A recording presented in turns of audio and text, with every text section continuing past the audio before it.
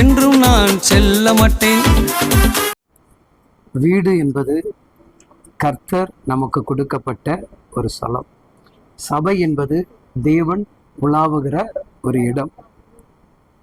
இது ரெண்டையும் நம்ம என்ன பண்ணக்கூடாதுங்க, எப்பவுமே மிஸ் பண்ணக்கூடாது. ரெண்டையும் நம்ம என்ன பண்ணக்கூடாது, எப்பொழுதும் மிஸ் பண்ணக்கூடாது. அதுலயே வீட்டை மிஸ் பண்ணால் லைஃப்பை மிஸ் பண்ணாத மாதிரி, சபையை மிஸ் பண்ணால் வாழ்க்கையே அப்படியா, வீட்டை மிஸ் பண்ணால் வாழ்க்கை போச்சு, சபையை மிஸ் பண்ணால் லைஃபே போச்சு இல்லையா.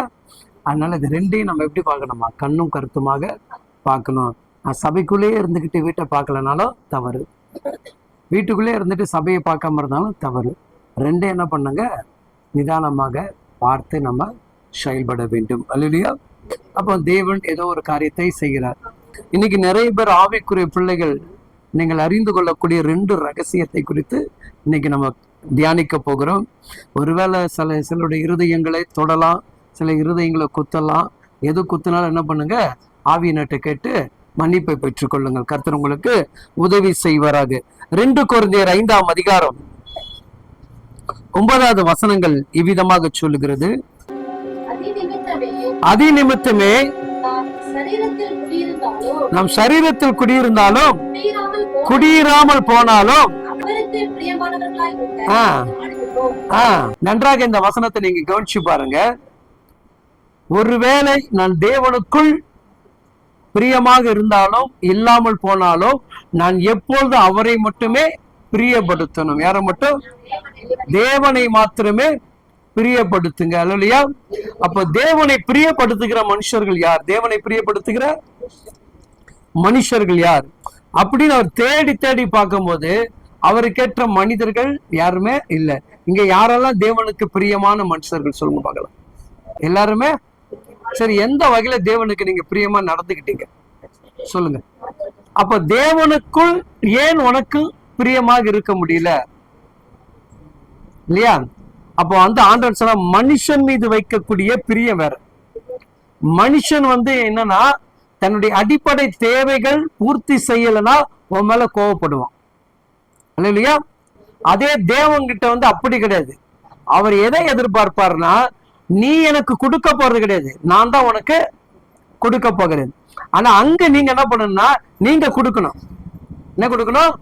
உங்க அன்பின் பரிமாற்றத்தை நீங்க கொடுத்தாதான் நீங்க நல்ல மனைவி அப்படின்ற ஒரு பெயர் கிடைக்கும். ஆனா இங்கு வேதம் சொல்லுகிறது, நீங்கள் எந்த நிலைமையில் இருந்தாலும் ஆண்டவராகிய இயேசு கிறிஸ்துவை பிரியப்படுத்துவதற்கான முயற்சி எடுக்கணும். எதை எடுக்கணுங்க?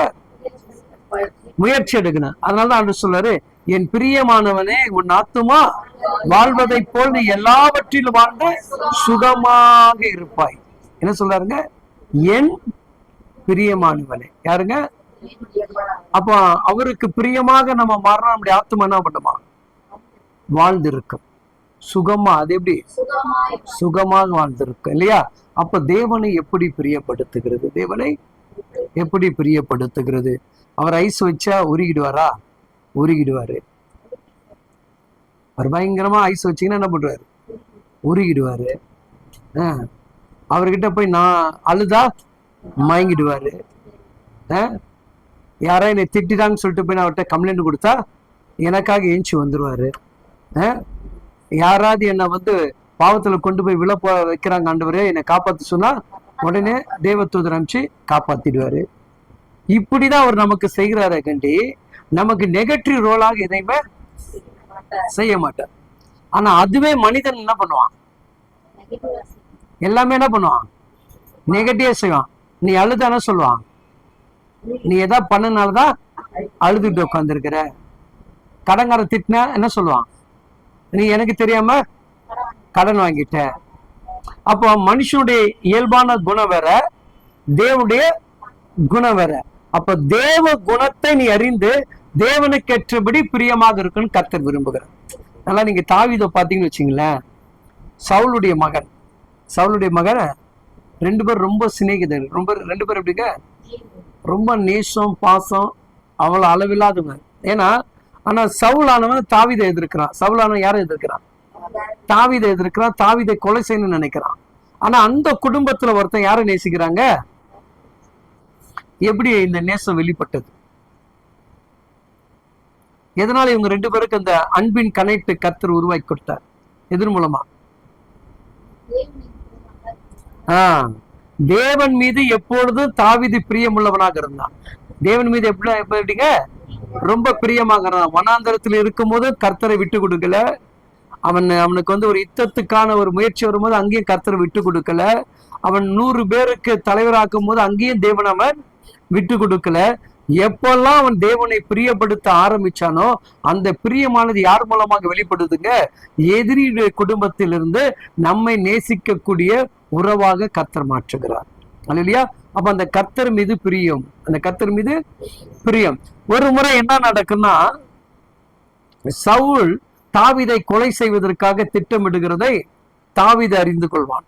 அப்ப தாவீது என்ன பண்ணுவான்? நான் உங்களுடைய தகப்பனாருக்கு நான் என்ன பண்ணல, எந்த ஒரு துரோகமும் செய்யல, ஆனா உங்க தகப்பனார் என்னை கொலை செய்ய துடிக்கிறார், என்னை கொலை செய்ய துடிக்கிறாரு அப்படின்னு சொல்லும் போது, அப்போ இவங்க ரெண்டு பேருக்குள்ள ஒரு ஒப்பந்தம் நடக்குது. இவங்க ரெண்டு பேருக்குள்ள என்ன நடக்குதுங்க?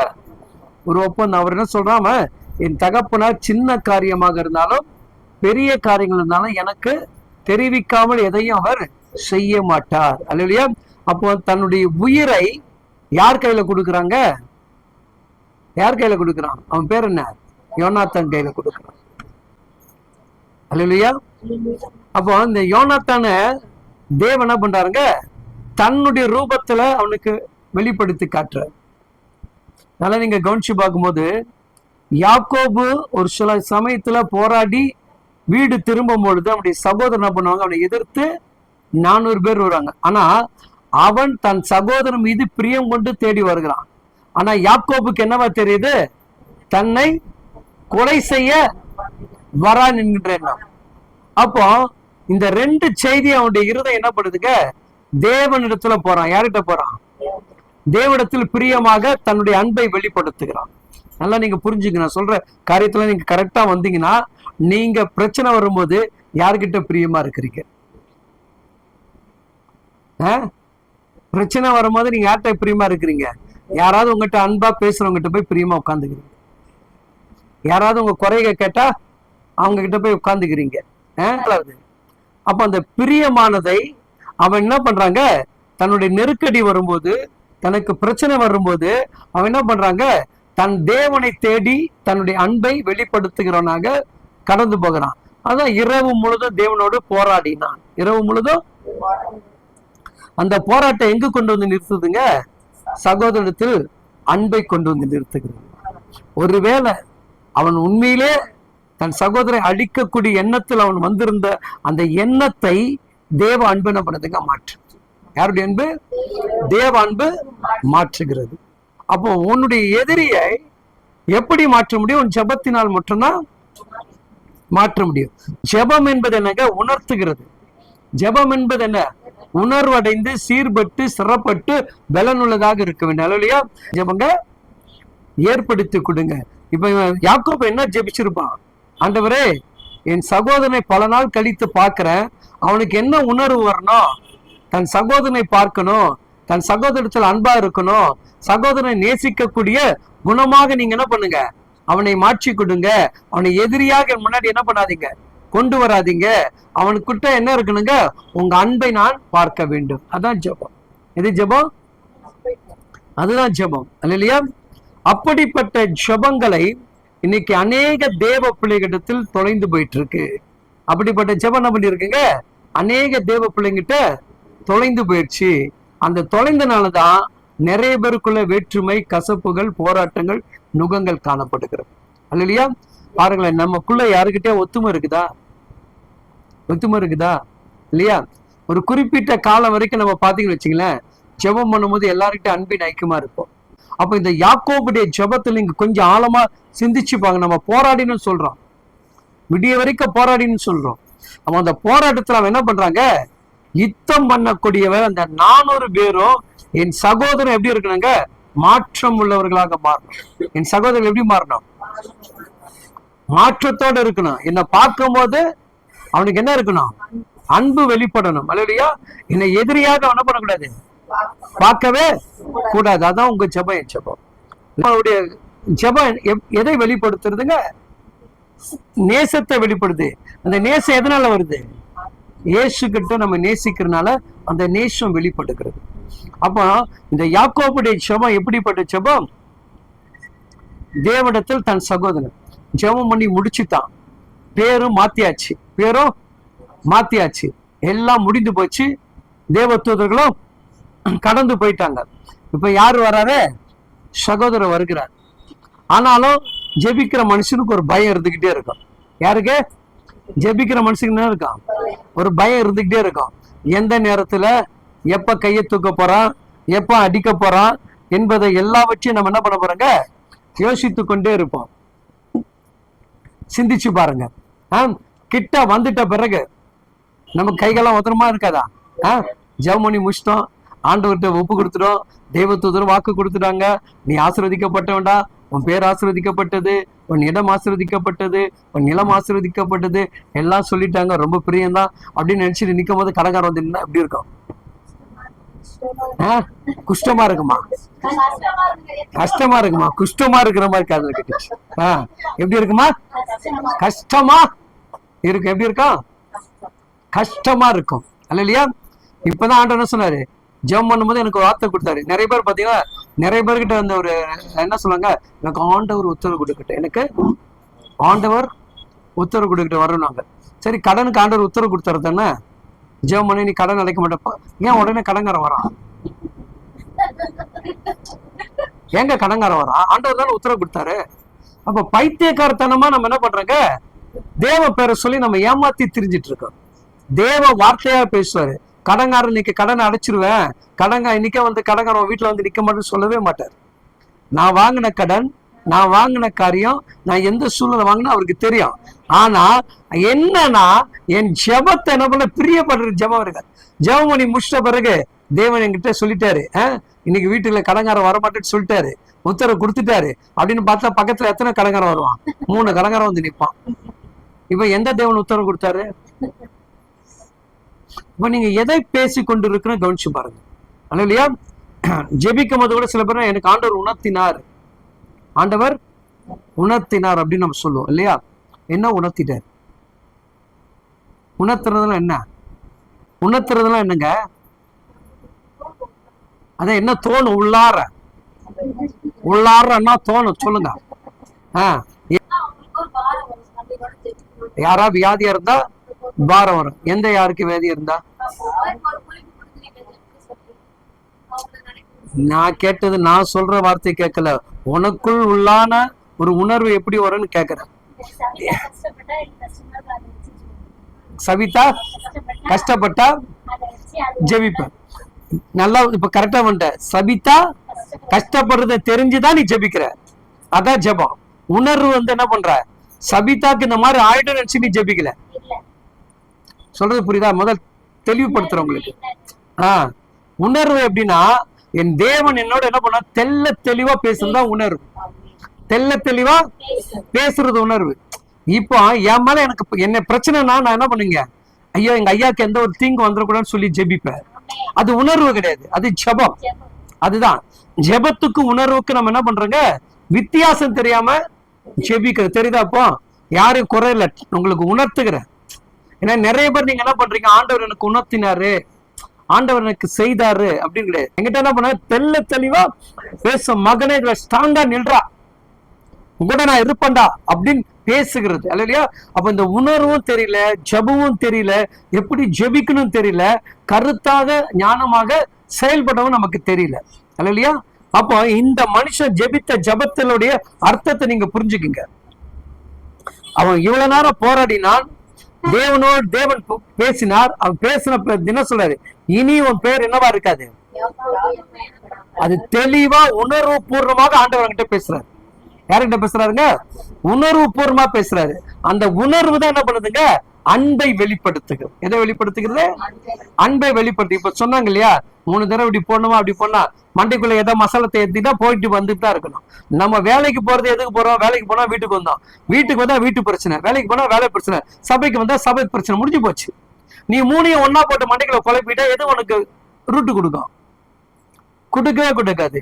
மனுஷனுடைய வாழ்க்கையில கடன் பெற்றவங்க நல்லா புரிஞ்சுக்குங்க. திட்டவன் திட்டிட்டு தான் இருப்பான், வாங்கிட்டேன் நீ, ஆனா திருப்பி கொடுப்பதற்கு என்னுடைய திராணி இல்லைன்னு உனக்கு எனக்கும் தெரியும். ஆனா அதை உருவாக்க ஒருவரால் மட்டும்தான் முடியும். அவர்கிட்ட தான் நம்ம போய் அன்பை செலுத்தணும், அவர்கிட்ட தான் செலுத்தணும். நீ இதுக்கு பயந்துட்டு இப்ப இந்த பிள்ளை என்கிட்ட 10,000 நான் வாங்கிட்டு, இந்த பிள்ளை எனக்கு இப்ப நெருக்குதுனால நான் நெருக்கிறதுக்கு பயந்து நான் ஜேக்கப்கிட்ட போய் 10,000 வாங்க மனுஷனுடைய உதவியை தேடுறேன். அப்ப அந்த மனுஷனை தேடும் போது கர்த்தர் உன்னை என்னை கைவிட்டுறாரு. இந்த நிமிடம் வரைக்கும் நம்ம கடன்ல இருந்து விடுதலை பெறாம வாழ்ந்து கொண்டு இருக்கிறோம். சாவாக இருந்தாலும் வாழ்வா இருந்தாலும் திட்டு வாங்கினாலும் அவன் என்ன மிஞ்சி போனா என்ன பண்ண முடியும்? ஒண்ணுமே செய்ய முடியாது. போய் முட்டி போடு, கதறு, கண்ணீர் வெடி, என்னை மன்னிச்சிடுங்க ஆண்டவரே, என்னை மன்னிச்சிடுங்க அப்படின்னு சொல்லி பாரு, எங்க வாசலை திறப்பார். நீ அதை விட்டுட்டு மறுபடியும் மனுஷனுடைய தயவை எதிர்பார்த்தா அவர் கைவிட்டுருவார். அதனாலதான் இந்த யாக்கோபு தேவ தயவை எதிர்பார்த்தான். தேவனிடத்துல போய் உட்கார்ந்தாதான் எனக்கு என்ன கிடைக்கும்? தீர்வு கிடைக்கும். தேவ சமூகத்தை நான் காத்திருந்தாதான் எனக்கு என்ன கிடைக்கும்? அற்புதம் நடக்கும்னு சொல்லிட்டு தன்னை தேவனிடத்தில் தன்னை போய் முழுமையாக ஒப்பு கொடுத்தான். அந்த ஜபம் தான் என்ன ஆகுதுங்க, அப்படியே அவன் எதிர்பார்த்த காரியத்தை கொண்டு வந்து நிறுத்துக்குது. இப்ப நல்லா புரிஞ்சுங்க, ஜெபிக்கிறது வேற, உணர்வு பூர்வமாக ஜெபிக்க. அதே போல தரிசனங்கள் நிறைய இருக்குது. வரக்கூடிய காலத்துல உங்களுக்கு உணர்த்துற காரணம்னா, ஜெபிக்கிற பிள்ளைகளுக்கு அந்த தெளிவு இருந்துச்சுன்னா நீ ஜெயிச்சிடுவேன். அது இல்லையா? நம்முடைய வாழ்க்கையில முதலாவது என்ன பண்ணுங்க, கசப்பை வெளியே கொண்டு வரணும். எதை கொண்டு வரணும்? கசப்பை வெளியே கொண்டு வரணும். அது இல்லையா? என் பிரச்சனை என்னால ஜெயிக்க முடியாது என்கின்ற எண்ணத்தை முதல்ல மண்ணு தோண்டி புதைச்சிடணும். என்ன பண்ணா? மண்ணை தோண்டி புதைச்சிடணும். முடியும், என்னால முடியும், சாதிக்க முடியும், ஏன்னா சாதனை வீரர் என் தகப்பன் என்பதை அறிந்து கொள்ளும். நீங்க உங்க தலைமுறையோட நீங்க என்ன பண்ணணும், உங்க பிள்ளை மேல கடனை பாரத்தை சுமத்தாதபடி நீங்க என்ன பண்ணணும், அதுல இருந்து நீங்க வெளியே வர்றதுக்கான முயற்சி எடுக்கணும். அதான் இது. இப்ப எங்க அப்பா அம்மாக்கெல்லாம் எந்த கடனும் கிடையாது, அப்படி எதிர்காலம். அதுக்கப்புறம் அவங்க எப்படி வாழ்றாங்க நமக்கு தெரியாது. ஆனா நீ வாழக்கூடிய வாழ்க்கையில் உன் பிள்ளை மேல் எந்த ஒரு பாரத்தை சுமக்காதபடி நல்ல தாய் தகப்பனாக நீங்க வாழ்ந்துருக்கணும். அல்லையா? ஒரு கேள்வி கேட்க கூட அவனை நீங்க கேட்கிறவர்களா நீங்க மாறணும். உனக்கு என்ன கஷ்டம் வச்சிருக்கிற, உனக்கு எதுல குறை வச்சிருக்கிற, நீ கேட்கும் போது ஆகாரம் வாங்கி கொடுத்துரு, நீ கேட்கும் போது பீஸ் கட்டி இருக்கிற, நீ கேட்கும் போது ட்ரெஸ் வாங்கி கொடுத்துருக்கிற, உனக்கு எதுல குறை வச்சிருக்கன்னு சொல்லி பேசக்கூடிய தாய் தகப்பனாக என்ன பண்ணுங்க, நம்ம மாறணுமே கண்டி அவங்க மேல நம் பாரத்தை திணிக்க கூடாது. அந்த வசனம் எனக்கு ரொம்ப பிடிக்கும். எடுத்துங்க, ஆதியாகமம் 33ஆம் அதிகாரத்துல 1ஆம் வசனத்தை வாசிங்க. யாக்கோபு தன் கண்களை ஏறெடுத்து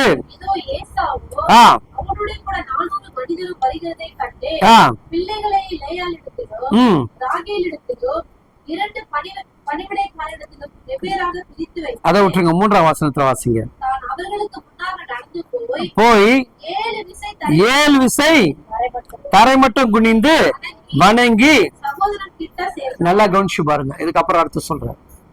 ஜீவன் தேவ சமூகத்துல ஜெபித்த போது தன் சகோதரனுக்கு கொடுக்கக்கூடிய கனத்தை செலுத்துகிறான். என்ன செலுத்துறாங்க? கிறிஸ்துடைய அன்பு. புரியுதா உங்களுக்கு? கிறிஸ்துடைய அன்பு. அவன் என்னை கொல்ல வரானாலும் என்னை எதிர்க்க வந்தாலும் என்னுடைய அன்பை நான் வெளிப்படுத்தும். என் அன்பை வெளிப்படுத்தின எத்தனை பேர் அப்படி அன்பு வெளிப்படுத்துறோம்? சிந்திச்சு பாருங்க. இருக்கா நம்ம கிட்ட அந்த அன்பு? இருக்கா? அதுதான் நம்முடைய குறைபாடுகள். அல்லையா? அப்ப அந்த அன்பை வெளிப்படுத்தினா 7 முறை. எத்தனை முறை? 7 முறை சலிக்காம. இல்லையா? நம்ம ஒரு முறை கை தூக்கிட்டாலே என்ன ஆயிடும்? அவன் தேர்தலுக்காக ஒரு முறை கை தூக்கிட்டு 5 வருஷம் நம்மளை கை தூக்காம வச்சிடறான். இல்லையா? அது போல நம்ம என்ன பண்றோம், ஒரே முறை சிஸ்டர் சோத்துறோம், அவ்வளவுதான். அத்தோட கை இறங்கின கை தான். எப்போ பாக்குது? எப்போ அந்த சிஸ்டரை பாக்குறனோ அப்போ பாக்குறோம். ஆனா இவன் என்ன பண்றான், தன் சகோதரத்தில் 7 முறை தன்னை தாழ்த்தி. கவனிக்கணும், ஜெபிக்கிற பிள்ளைக்கு, தேவன் மீது பிரியமாக இருக்கிற பிள்ளைக்கு தாழ்மை இருக்கும். என்ன இருக்கும்? இப்ப எத்தனை பேருக்கு இருக்கு? இருக்கா? கொஞ்சம் கொஞ்சம் இருக்குது. தாழ்மை இருக்கணும். இருக்கணுமோ இருக்குதோ, இல்லாததை பத்தி பேசாதீங்க, ஆனா உருவாக்கி கொள்ள விரும்புகிறோம். ஆமே, நல்லடியா. என்னங்க, தாழ்மை இருக்கணும்னு பைபிள் இப்ப கற்றுக் கொடுக்குறேன். ஜெபிக்கிறது பெருசு கிடையாது. நல்லா புரிஞ்சுங்க, இந்த சப்ஜெக்ட் பெரிய சப்ஜெக்ட். நான் உங்களுக்கு சுருக்கமா சொல்றேன். ஜெபிக்கிறது பெருசு கிடையாது. தேவன்கிட்ட போராடுறதுக்கு பெருசு கிடையாது. போராடி அவர்கிட்ட இருந்து நீ வார்த்தை வாங்கிட்ட பிறகு அந்த வார்த்தைக்கு ஏற்றபடி நீ நடக்கலன்னா கர்த்தர் அற்புதம் செய்யப்பட்டார். சொல்றது புரியுதுங்களா? நான் நல்லா தேவ சமூகத்தில் ஜெபிக்கிறேன், நல்லா கர்த்தருக்குள்ள ஓடுறேன், கர்த்தருக்காக எல்லாம் செய்யறேன்னு சொல்லிட்டு நான் ஜெபம் பண்ண ஆரம்பிச்சிட்டேன்னா அதற்கேற்ற நடத்தைகள், சிந்தைகள், எண்ணங்கள் என்கிட்ட இல்லைன்னா தேவன் என்னை விட்டு தள்ளி நிற்பார். ஆனா நீ பாடுற, நீ எல்லாம் செய்வ, எல்லாம் பண்ணுவ, ஆனா தேவ பிரச்சனத்தை என்ன பண்ண முடியாது, வெளியே கொண்டு வர முடியாது இல்லையா? எப்ப நான் சொல்லுவேன், எப்பொழுது தேவனுடைய பிரச்சனத்தை நீங்கள் உணர முடியும்னா தேவன் அந்த மனிதன் மூலமாக வெளிப்படக்கூடிய அந்த வெளிப்பாடு மூலம் தான் என்ன பண்ண முடியும், உணர முடியும். அப்போ இவன் 7 முறை தன்னை என்ன பண்றான், ஜெபித்து வந்த மனுஷன் 7 முறை தன்னை என்ன பண்றான், தன் சகோதரத்துல தாழ்மைப்படுத்துகிறான். இவங்கிட்ட இல்லாத ஆடு மாடா, இவங்கிட்ட இல்லாத வேலைக்காரர்களா இல்லையா, இவனும் பல வேலைக்காரர்களை கூட்டிட்டு வர்றான் இல்லையா, என்ன பண்ணலாம், வாடா ஒண்டி கொண்டி பாத்துடலாம், நீ ஆச்சு நானாச்சு செய்யலாம் இல்லையா? அப்போ அந்த ஜப சிந்தை என்ன பண்ணுதுங்க, எதிரியை எண்ணக்கூடிய எண்ணத்தையும் மாற்றுகிறது. தன் சகோதரத்தை போய் இருமாப்பாக இருக்கக்கூடாது என்கின்ற எண்ணத்தை உடைக்கிறது. எல்லாம் உடைச்ச பிறகு என் சகோதரனுடைய குணத்தை நான் என் பக்கம் திருப்ப வேண்டும் என்று சொன்னால் நான் முதலாவது என்ன பண்ணோம், என் சகோதரனுக்கு முன்பாக தாழ்ந்து போகணும். அப்ப அந்த தாழ்வு என்ன பண்ணுதுங்க, ஏசாயா யோசிக்க வைக்கிறது, என்ன பண்ணுது, சிந்திக்க வைக்கிறது. அங்க பாருங்க, அவன் கிட்ட போய் சகோதரர் சேரும் போது அப்போது எதிர்கொண்டு ஓடி வந்தான். உற்சாகம் ஒரு கறந்துட்டுங்களேன். இதுதான் கர்த்தருடைய உணர்வுபூர்வமாக பேசுகிற வார்த்தை. என்ன வார்த்தை? உணர்வுபூர்வமான வார்த்தை.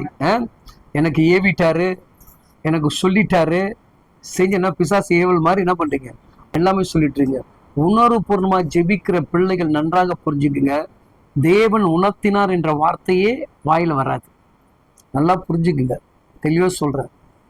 எனக்கு உங்களை பத்தி உணர்த்திட்டான்னு சொல்லிட்டாலே அவன் உங்களுக்கு மேல ஏதோ ஒரு டார்கெட் வச்சிருக்கிறான்னு அர்த்தம். ஜெபிக்கிற பிள்ளைகளுக்கு கர்த்தர், என்கிட்ட யாராவது கேட்பாங்க, நிறைய பேர் யார்ட்ட உங்களை பத்தி உணர்த்திருக்கேன், யார்கிட்ட சொல்லியிருக்கேன்னா இது வரைக்கும் என்ன பண்ண மாட்டார்.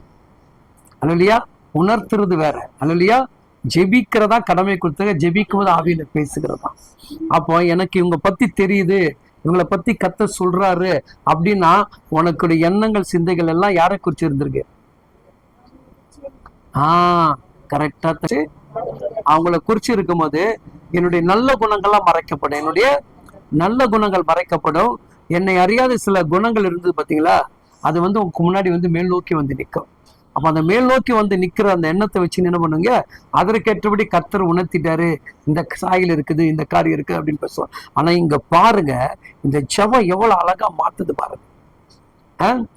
சகோதரன் எங்கேயோ இருக்கிறான் இல்லையா, அவன் வரத்துக்கு இறங்க முன்னாடியே என்ன பண்றான், தரை மட்டும் தன்னை தாழ்த்தி பண்ணிட்ட பிறகு என்ன பண்றான், சகோதரன் கிட்ட போறான். அல்லையா, நல்லா கவனிச்சு பாருங்க, தன்னை தாழ்த்தின பிறகுதான் யாருக்கிட்ட போறான், கிட்ட போறான். கிட்ட போன பிறகு சகோதரன் ஓடி வருகிறான். நல்லா கவனிச்சு பாருங்க, அன்பு எப்படி இழுக்குது பாருங்க. அன்பு எப்படி இழுக்குதா? கிறிஸ்துடைய அன்பு என்ன பண்ணோம், உலக அன்பு படிக்காதீங்க, அதுக்கு கீழே கொண்டு போய் விழுத்துறோம். கிறிஸ்துடைய அன்பு என்ன பண்ணுது, இழுத்து எதிரியோடு சமாதானமான ஒரு உடன்படிக்கை ஏற்படுத்தி கெட்டி பிடித்து மகிழ்ச்சியை கொண்டாடுகிறதா கிறிஸ்துடைய நேசத்துடைய அன்பு. இப்ப நம்ம கிட்ட இருக்கா? இப்ப வசனத்தை பாருங்க, இது கொஞ்சம் அப்படியே ஒரு செகண்ட் அப்படி கற்பனை பண்ணி பாருங்களேன். கிட்டத்தட்ட 20 வருஷம் கழிச்சு, எத்தனை வருஷம், 20 வருஷம் கழிச்சு தன் சகோதரனை பார்க்க போகிறான். இது காணாம போய் 20 வருஷம் கழிச்சு சந்திக்கக்கூடிய அந்த சகோதரி உணர்வு எப்படி இருக்கும் இல்லையா? இவனுக்கு பயம், சகோதரனை எதிராக வந்துருவானோ, அவனுக்கு என்ன பயம், அந்த சகோதரன் என்ன நினைக்கிறான், இந்த ஜபத்தியமா அவனுடைய சிந்தைகள் மாறின பிறகு ஓடி வர்றான் பாருங்க. அந்த ஓட்டத்தை கவனிச்சு பாருங்களேன். 2 பேர் ஓடி வரும்போது எப்படி இருந்திருக்கும், அவன் ஓடி வரத பார்த்து இவனுக்கு எப்படி இருந்திருக்கும், ஜெபித்த மனுஷனுக்கு எப்படி இருந்திருக்கும், நல்லா கவனிச்சு பாருங்க. என்னடா, நான் தேவனுக்கு வார்த்தை கொடுத்துட்டாரு, தேவன் எல்லாம் சொல்லிட்டாரு, என்னையும் தாழ்த்திட்டு என்ன பண்ற, இவன் மெதுவா நடக்கிறான், யாருக்கிட்ட, சகோதரன் மெதுவா நடக்கிறான். ஆனா அவன் என்ன பண்றான், இறங்கி வேகமா ஓட்டி வரான். அவ்வளவுதான், என்ன பண்ணான், வந்துற கைகள்லாம் உதறிடா, எல்லாமே ஆயிடும் இல்லையா? அந்த பயம் என்ன பண்ணான், அப்போ அந்த பயத்தோட தான் என்ன பண்றான், ஜெபிக்கிற பிள்ளைங்க நீங்களா இருக்கு. அற்புதம் நடக்க போது ஆண்டவர் சொல்லிட்டாரு, ஆனா கிட்ட ஒண்ணு வந்தோன்னு பாருங்களேன், இந்த அற்புதம் பெறுவதற்காக தடுவாரம் பாருங்க, தந்தி அடிக்கிற மாதிரி அப்படியே இல்லையா? ஓடி வந்த அந்த வார்த்தை சொல்லுது பாருங்க, ஏச எதிர்கொண்டு ஓடி வந்தான். எப்படி? எதிர்க்க பேஸ் டு பேஸ் ஓடி வரான். ஐயோ இயேசுவே, நம்மளாம் என்ன பண்ணிருப்போம்? அப்பா ஆண்டவரே, இப்பதானே ஜெபிச்சேன், இப்பதானே சொன்னீங்க, எனக்கு என்ன ஆக போதா? பயம் வருமா? வருமா வராதா? அதுதான் நீங்களும் நான். அவனுக்கு அந்த பயம் இருந்துச்சு. எப்ப ஓடி வந்து தன் கைய கழுத்துல போட்டான் பாருங்க, எல்லாமே மறைஞ்சு போச்சு. உற்சாகம் ஒரு கறந்துட்டீங்க இல்லையா? எங்க அப்பாவுடைய அன்பு அதாங்க. எங்க அப்பாவுடைய அன்பு எது? அழகா நேசித்து உருவாக்கி அழகா நம்மள என்ன பண்றாங்க? வட்டமிட்டு கொண்டு வருகிறது. எப்படி கொண்டு வருகிறது? அந்த வார்த்தை கவனிச்சு பாருங்களேன். எதிர்த்து ஓடி வந்து அவனை தழுவி என்ன பண்ணாங்க? அவனை தழுவி அவன் கழுத்தை கட்டி, எப்படிங்க? கவனிச்சு பாருங்க. தழுவி எப்படி எப்படி தழுவாங்க? எப்படி தழுவி இருப்பான்? அப்படியே என்ன பண்றான்? ரொம்ப அப்படி தன் மகிழ்ச்சி அப்படியே. அதெல்லாம் பாருங்களேன், எவ்வளவு அழகான தகவல் பாத்தீங்களா? என் ஜெபத்துல என்கிட்ட பேசிட்டாருன்னா பதில கொடுக்கிறார். ஆனா அந்த பதில கொடுக்கும் போது திகிலோட தான் கொடுக்கிறார். நல்லா புரிஞ்சுக்கணும். நீங்க பேசுற கூட நான் பேசுற காரியம் தான், நடக்க வர சொல்லிட்டாரு. ஆனா மீட்கும் போது திகிலோட முழுந்தபுரம் தூக்குறாரு. நீங்க அற்புதத்தை நீங்க செக் பண்ணி பார்த்தாலே ரொம்ப ஆர்க்கப்பூர்வமா நீங்க வேதத்தை நீங்க உணர்ந்துட்டீங்கன்னு வச்சுங்களேன், பக்கத்துல இருக்கல கசப்பவே நினைக்க மாட்டீங்க. அவங்க நேசிக்கிறாங்க, பேசுறாங்க, பேசல என்ன பண்ணிக்குவோம்? அன்பை வெளிப்படுத்து. அந்த அந்த பாருங்க, அது எதிர்கொண்டு ஓடி வந்து அவனை தழுவி, அவனை அந்த ஒரு செகண்ட் எண்ணி பாருங்க. இந்த ஏசையா கை யாக்கோபுல படும்போது அடிக்கிற கையா இருக்க அந்த கை தழுவும் போது அந்த அன்பை, தேவனுடைய அன்பை பார்க்க கத்தர் வைக்கிறார் பாருங்க. அதான் என் தகப்பன் இல்லையா? அதான் சொல்லுவாங்க, அடிக்கிற கைதான் இதெல்லாம் கரெக்டா வந்துடும். அடிக்கிற கைதான் அணைக்கும். ஆமே, இந்த மாதிரிதான். இப்ப அவனுடைய என்ன சிந்தை என்னங்க? இந்த கை வரும்போது அவனுக்குள்ள என்ன இருந்திருக்கும்? நல்லா கவனிச்சு பாருங்க.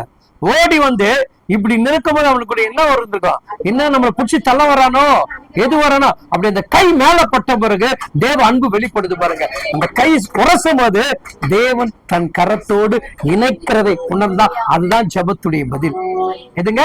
முடிச்சிட்டு பாருங்க, கழுத்தை கட்டிக்கிட்டான். எப்படியே பிடிச்சிக்கிட்டான்? ஒட்டல. எங்க ஏசாப்பா என்ன அப்படிதான் கட்டி பிடிப்பாரு. எங்க ஏசாப்பா என்ன அப்படிதான் கட்டி பிடிப்பார். ரொம்ப நெருக்கப்பட்டு, என்னடா இந்த பிள்ளைகளுக்காக இவ்வளவு பாடுபட்டு, இவ்வளவு கஷ்டப்பட்டு, இவ்வளவு ஜெபம் பண்ணி எல்லாமே அந்த எண்ணம் கூட வராது.